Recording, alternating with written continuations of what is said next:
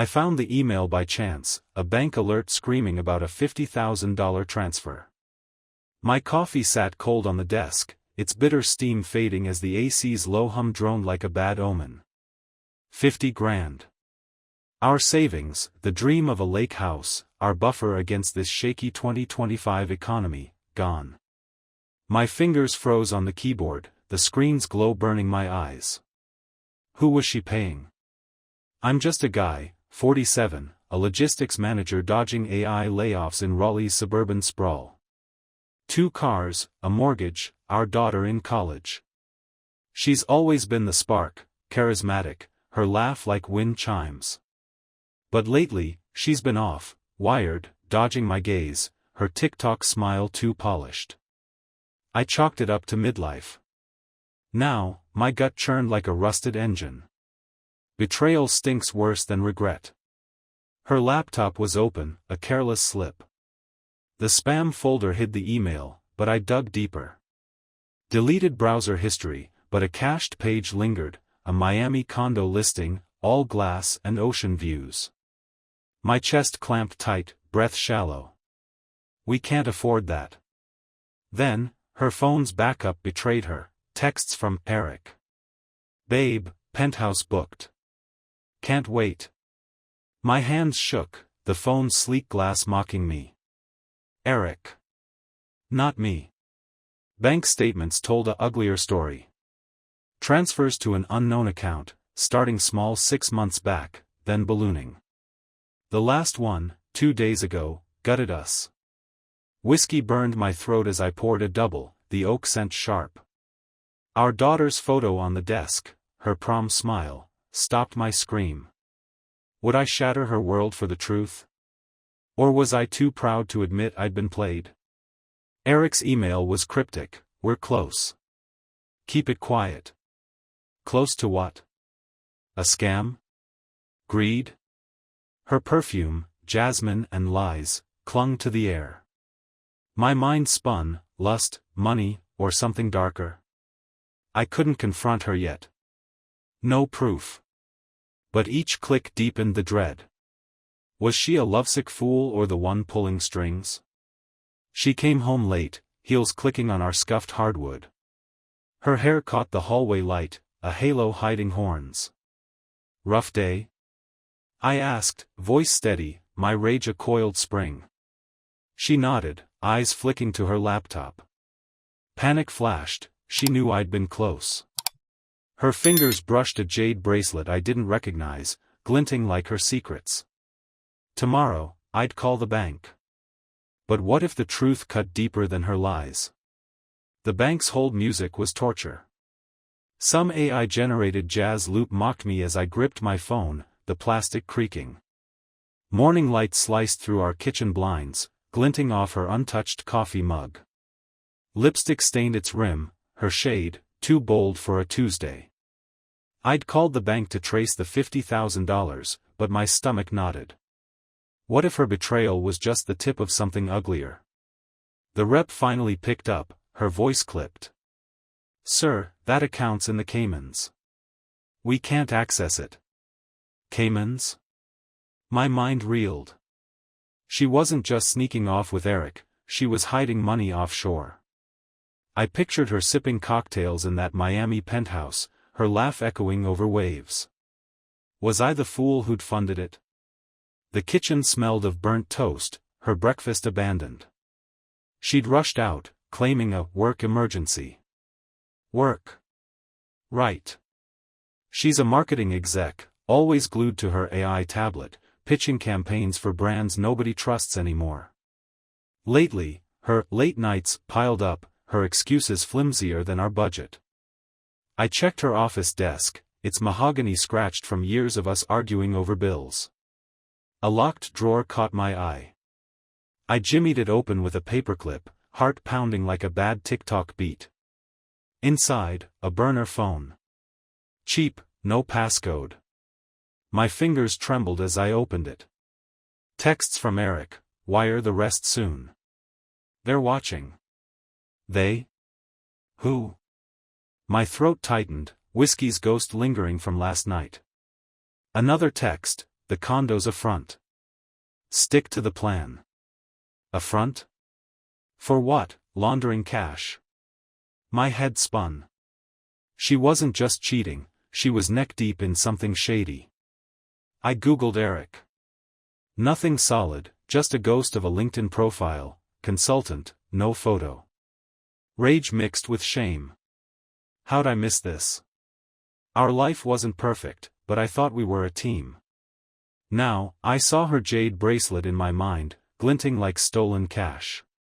Should I play dumb and dig deeper, or blow it all up? The burner buzzed in my hand, new text, meet me tonight. Usual spot. From Eric. She came home at noon, her smile brittle. Forgot my tablet, she said, her eyes darting to the desk. I hid the burner in my pocket, its weight like guilt. You okay? She asked, her voice too sweet, like syrup masking poison. I nodded, my jaw tight. Tonight, I'd tail her. The truth was close, but it felt like a blade. What if I wasn't ready for what I'd see? I tailed her car through Raleigh's dusk. Her taillights glowed like embers, weaving past strip malls flickering with neon. My truck's engine growled, the leather seat sticky against my back. The burner phone sat in the cup holder, its last text from Eric searing my brain, usual spot. Where was that? My hands gripped the wheel, knuckles pale. Was I about to catch her in the act? She'd left at 7, claiming a client dinner. Her perfume, sharp as betrayal, lingered in our foyer. I'd waited 10 minutes, then followed, my heart a drumbeat. Raleigh's 2025 sprawl felt alien, AI billboards hawking crypto, gas stations priced like luxury. Our savings were gone, and she was meeting him. I pictured Eric's smug face, her hand in his. Rage burned my throat. She parked at a dive bar, the rusty anchor, its sign buzzing like a trapped fly. I pulled in 2 rows back, my truck blending with dented SUVs. She stepped out, her dress catching the streetlight, red, bold, not her usual style. My stomach twisted. Who was she dressing for? I slipped inside, the bar's air thick with beer and regret. She sat in a corner booth, alone. No Eric. I ordered a soda, the glass icy, bubbles stinging my lips. My eyes stayed on her. She checked her phone, fingers twitching. Nervous. Good. Then, a man slid into her booth, not Eric, I guessed, but older, suit crisp despite the bar's grime. My pulse spiked. Who was this guy? They leaned close, her laugh forced, his hand brushing hers. I wanted to storm over, but the burner buzzed. Text, change of plans. Lot behind bar. Now. I froze. Eric was outside? I glanced at her, she hadn't moved, still chatting with suit guy. Was she playing them both? My mind raced. The condo, the Caymans, they're watching, was this a hustle? I slipped out, the bar's door creaking. The lot was dark, gravel crunching underfoot. A figure stood by a BMW, face shadowed. Eric? I ducked behind a dumpster, its stench sour. He lit a cigarette, the flame catching his jawline. Not a lover's face, hard, calculating. She emerged, heels clicking, heading for him. My chest tightened. Would I confront them now, or keep lurking like a coward? Her voice carried, low, it's done. They bought it. Bought what? The cigarette glowed, his nod sharp. Then suit guy appeared, joining them. All 3, in on it. My world tilted. What had she dragged us into? I crouched behind the dumpster, its rust flaking under my fingers. Her voice cut through the lot's humid air, sharp as a blade, they bought it. The cigarette's glow bobbed as Eric nodded, suit guy looming close. My breath hitched, the gravel biting my knees. What had she sold, our future, or something worse? Raleigh's night buzzed with distant traffic, mocking my crumbling world. I'd followed her to the rusty anchor, expecting a lover's tryst. Instead, I got this: 3 shadows scheming in a parking lot. The burner phone in my pocket felt like a loaded gun. Eric's text, "They bought it," echoed in my skull. Was she conning someone, or was I the mark? My heart pounded, shame mixing with fury. I'd trusted her for 20 years. Now, I was spying like some low-rent detective. Eric flicked his cigarette, sparks scattering like her lies. "Next payment's due Friday," he said, voice low, greasy. Suit guy adjusted his tie, moonlight catching his cufflinks. "No mistakes," he warned. She nodded, her red dress a slash of color in the dark. My mind spun. The Cayman's account, the condo, were they laundering money? Her marketing job was high stakes, sure, but this felt like a different game. Greed, not love, drove her. I shifted, gravel crunching. Eric's head snapped toward me. My pulse roared. Had he heard? I held my breath, the dumpster's stench choking me. They kept talking, oblivious, but my hands shook. I could confront her now, blow their plan wide open. But what if she turned it on me? Our daughter's face flashed, her college fund was in that vanished $50,000. Could I forgive her for that? Then, the twist. Suit guy handed her a flash drive, small and glinting. "Upload it to the server," he said. "Our client's impatient." Server? Client? My logistics brain kicked in. Her firm used AI cloud systems for ad campaigns. Was she stealing data, selling secrets? The burner buzzed again, "Leave now. Cops nearby." My stomach dropped. Cops? I peeked out. Eric was gone, suit guy heading to his BMW. She stood alone, clutching the drive. Her heels clicked as she walked to her car, her face pale under the streetlight. I could tail her again, or check the burner for more clues. My pride screamed for answers, but fear whispered to let it go. What was she hiding that was worth risking everything? As her engine started, a cop car rolled into the lot, its lights off. Too close. The cop car's shadow crept closer. Its tires crunched gravel, slow, like a predator stalking. I pressed against the dumpster, its cold metal biting my shoulder. Her taillights vanished as she sped off, leaving me in the rusty anchor's lot, heart hammering. The flash drive she'd clutched, small, deadly, haunted me. What was on it? My breath fogged in Raleigh's muggy night, the air thick with diesel and dread. I'd seen her with Eric and suit guy, heard their talk of payments and clients. The burner phone in my pocket buzzed, its screen glowing like a trader's signal. Another text: "Dump the drive. Too hot." My gut twisted. Too hot. Was she stealing corporate secrets, or worse? I pictured our life, mortgage, college fund, gone, funneled into her greed. Shame burned hotter than rage. How'd I sleep next to a stranger? I slipped back to my truck, the cop car idling across the lot. Its radio crackled, a garbled voice mentioning a suspicious vehicle. Mine? Sweat beaded my neck. I drove off, keeping my lights low, the burner's weight heavy in my lap. At a red light, I checked it again. A new message, not from Eric: "You're in over your head. Back off." My pulse spiked.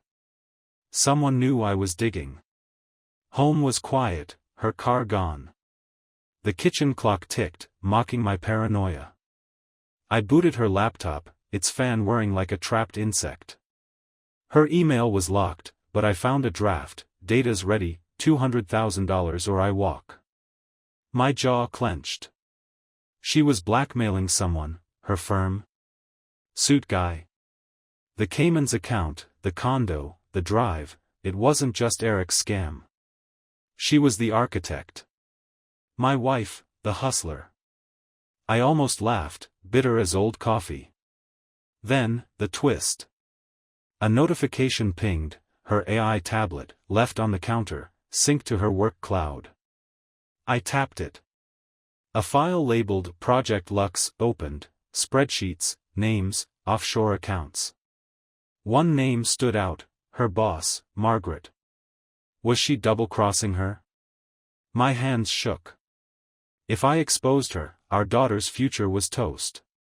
But if I stayed quiet, was I her accomplice? Her key turned in the lock. I slammed the tablet shut, my heart a jackhammer. She stepped in, her red dress rumpled, eyes bloodshot. "You're up late," she said, her voice a tightrope. I nodded, hiding the burner. Her gaze flicked to the tablet, then back to me. Did she know I'd seen it? "Work stuff," I lied, my voice flat. She smiled, thin as a blade. What was her next move? Her smile lingered, sharp as a shard. The kitchen's fluorescent buzzed, casting shadows on her face, tired but cunning. I clutched the burner phone behind my back, its edges digging into my palm. "Work stuff," I'd lied, but her eyes, dark, searching, saw through me. Did she know I'd cracked her tablet, seen Project Lux? My throat was dry, the air sour with her jasmine perfume. She grabbed a glass, water sloshing as she drank, her jade bracelet clinking. "Long night," she sighed, her voice a mask. Long night scheming, I thought, picturing her with Eric and Suit Guy, trading flash drives and lies. The $200,000 email, the Caymans, the condo, it wasn't just betrayal. She was orchestrating a heist, her marketing job a front. My chest ached, pride warring with despair. How do you love a thief? I needed more. Her tablet was locked now, her laptop a fortress. But the burner buzzed in my pocket, a new text, "Meet me at the warehouse. 2 a.m. Bring the drive." Warehouse? My mind flashed to Raleigh's industrial edge, where AI drones patrolled empty lots. Was Eric cutting her out? Or was this her plan unraveling? I glanced at her, she was texting, fingers flying, oblivious. Or was she? I faked a yawn, heading upstairs. Our bedroom felt like a crime scene, her side of the bed pristine, mine a tangle of sheets. I hid the burner in my sock drawer, its glow fading. Downstairs, her voice murmured, a call, too soft to hear. My gut screamed to follow her again, but exhaustion hit like a freight train. Would I risk everything to catch her, or let her bury me in her mess? Then, the twist. I checked my work email, desperate for distraction. A message from my boss, urgent. Client data breach. Check your wife's firm. My heart stopped. Her company was under fire, their AI cloud hacked. Project Lux wasn't just her scam, it tied to stolen client data, millions at stake. Was she the leak, or a pawn? My fingers hovered over my phone.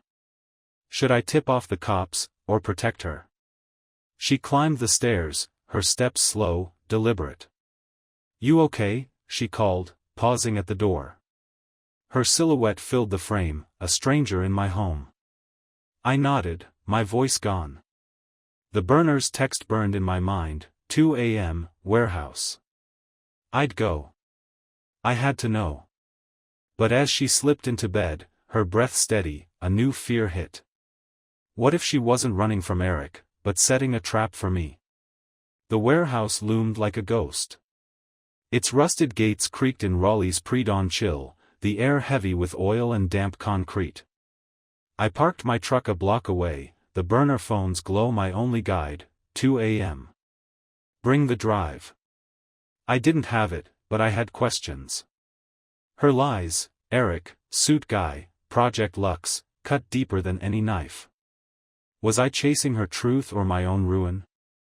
I'd slipped out at 1:30, her sleeping form a shadow in our bed. Her steady breaths mocked me, as if she knew I'd go. The drive to the industrial district was a blur, AI drones humming above, their red lights like vultures. My hands shook, gripping the wheel. The data breach email from my boss burned in my mind, her firm, her scam, our savings. Was she the mastermind, or caught in someone's web? I crept toward the warehouse, boots crunching on broken glass. A single bulb flickered, casting jagged shadows. Eric's BMW was there, parked crooked. No sign of her. My heart thudded, the burner's last text a warning, "You're in over your head." Who'd sent it? I crouched behind a crate, its wood splintered, smelling of mold. Voices echoed inside, low, tense. Eric's, and hers. "You promised more," Eric hissed. "They're pissed." Her reply was sharp, I delivered. "Check the server." My blood ran cold. The flash drive, the hacked data, she'd uploaded it. Our $50,000 wasn't just for a condo, it was her buy-in to a bigger game. My pride stung, raw as a slapped cheek. How long had she played me? I edged closer, the warehouse's chill seeping into my bones. Then, the twist. A third voice, suit guy. "The client's pulling out. They know you're skimming." Skimming? My mind reeled. She wasn't just stealing data, she was double-crossing her partners. Eric cursed, his shadow pacing. "Fix it, or you're done." Her laugh was bitter, like burnt coffee. "You need me more than I need you." My gut twisted. Was she fearless, or trapped? I could burst in, expose her, end this. But our daughter's face flashed, her future tied to that stolen cash. Forgive her, or destroy her. The burner buzzed, screen bright, "Leave now, or you're next." My breath caught. Someone knew I was here. Headlights swept the lot, another car, unmarked, creeping slow. Cops? Or worse. Her voice rose inside, urgent. "We move tonight." Move what? Headlights pinned me to the crate. The warehouse lot pulsed with danger, the unmarked car's engine a low growl. I clutched the burner phone, its final text, "You're next," icing my veins. Her voice inside, urgent, said, "We move tonight." Move what? Data, money, or their escape? Raleigh's dawn was gray, the air sharp with rust and fear. My marriage was a lie, but this was my last chance to choose, expose her, or save what's left. I'd heard her with Eric and Suit Guy, her laugh cold as she skimmed their scam. Project Lux wasn't just a condo dream, it was stolen client data, sold to the highest bidder. Our $50,000, my daughter's future, fueled her greed. My boots stuck to the warehouse's oily floor as I crept closer, the bulbs flicker like a dying pulse. Shame choked me. How do you mourn a wife who's still breathing? Eric's shadow loomed, arguing. "The client's onto us." She snapped back, "I'll handle it." Handle it how? Blackmail? Another betrayal? My mind flashed to her jade bracelet, glinting like her secrets. Then, Suit Guy's voice dropped, "She's a liability." My heart lurched. Were they turning on her? I wanted her to hurt, but not like that. Revenge tasted sour, like stale whiskey. The twist hit hard. The burner buzzed, a photo loading, me, crouching in this lot, snapped minutes ago. Someone was watching. My breath hitched, the crate's splintered edge biting my hand. Was she baiting me here? The unmarked car idled, its driver unseen. Cops, or her client's muscle? Her voice rose, "The money's safe. I'm out." Out? She was cutting ties, leaving Eric and Suit Guy to burn.